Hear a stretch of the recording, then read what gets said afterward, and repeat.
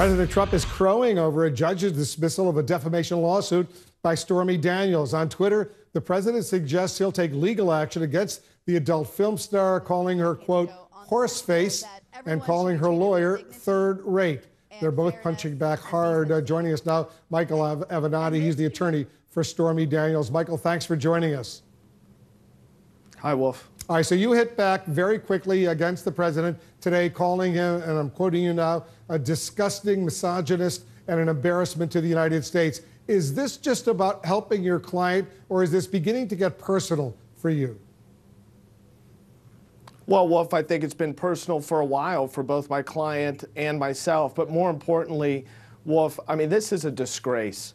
Donald Trump is the president of the United States. Never in my lifetime did I think that I would witness behavior like this from the president of the United States. I'm a father to 2 daughters, and I know many of your viewers are also fathers and mothers. How do you tell your kids to look up to the president of the United States when he behaves in this manner? It's an absolute joke, and it's a disgrace, and it's about time that we stop shaking our head and we stop or start punching back. I mean, this guy can no longer be permitted to get away with this. What did Stormy Daniels tell you after she saw the president's tweet? She was incredulous. She couldn't believe it. She thought that his account had been hacked or that it was some joke, as I did initially when I saw it. I mean, for the president of the United States to engage in this behavior, it's an absolute disgrace. The rest of the world looks at us, they laugh at us, and many of us within the United States are disgusted. I don't care what your politics are. This has no place. It's a complete disrespect to the office of the presidency. So you frequently tweet out partisan attacks on the president. And as you know, Donald Trump, he says when he's attacked, he's going to attack harder. He's going to counter attack. Is that what you see what's going on here?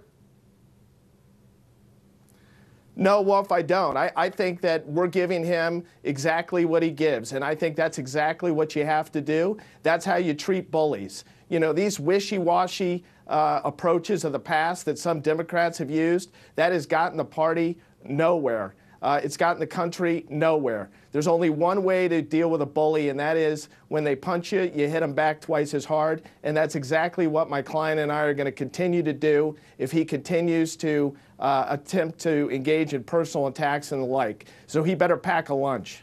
So when he attacks you and your client, you're going to attack him even harder. But how does that help your client? Well, because I think it helps the client by advancing our cause relating to the facts and hopefully dissuading him from engaging in this type of behavior. We're not going to engage in conduct like Marco Rubio and others back in 2016 that were afraid to go after this guy, and then on the single instances when they did, they immediately apologized and engaged in hand-wringing. I mean, that gets you absolutely nowhere. There's only one way to deal with somebody like this, and that is to go right at them. You and your client suffered a significant setback in court yesterday. Why are you now still so optimistic that you'll win on appeal? Well, we think the district court judge got it wrong on the defamation claim, Wolf. But also, let me say this. The defamation case was a secondary case to the main case, which is the case over the non-disclosure agreement. I don't think Donald Trump is smart enough to understand that. I actually think that he believes that he won the NDA case, which is laughable. I mean, this is what happens when you elect a moron to the presidency of the United States, somebody that doesn't even understand basic law. It's clear from Donald Trump's tweet that he believes that he actually prevailed in the NDA case, which has never been stronger at this point. What do you say to your critics, and there are plenty of them out there, who say you only care about grabbing publicity right now so you yourself can run for president in 2020?